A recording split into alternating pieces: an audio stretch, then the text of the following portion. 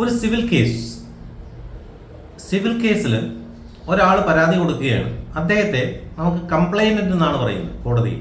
പരാതിക്കാരൻ, complaint കൊടുക്കുന്നയാൾ complainant. മറ്റേ opposite പാർട്ടിയെ പ്രതിഭാഗത്താണ് വരുന്നത്. അദ്ദേഹം കോടതിയിൽ നിന്നും അദ്ദേഹത്തിന് നോട്ടീസ് വരും. അതായത് പരാതിക്കാരൻ എന്താ പരാതിയാണോ കോടതിയിൽ കൊടുത്തത് അതിൻ്റെ ബേസിസിൽ court officer will send the concerned party a notice from the court, which is called a court notice. So once the party is receiving the court notice, he has to give reply within 30 days time.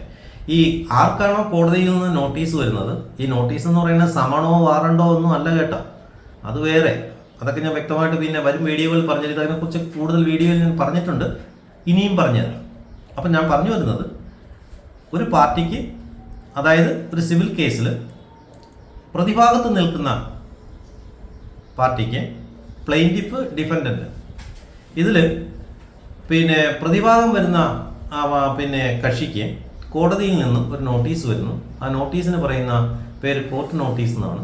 ആ court notice കിട്ടി 30 ദിവസത്തിനകം അയാൾ മറുപടി കൊടുക്കണം, കോടതിക്ക് മറുപടി കൊടുക്കണം. ആ കോടതിക്ക് കൊടുക്കുന്ന മറുപടിയെ പറയുന്ന പേരാണ് റിട്ടേൺ സ്റ്റേറ്റ്മെൻറ്റ്. അപ്പം ഈ വീഡിയോ ഞാൻ പറയാൻ ഉദ്ദേശിക്കുന്നത് റിട്ടേൺ സ്റ്റേറ്റ്മെൻറ്റ് എന്താണ് എന്നാണ്.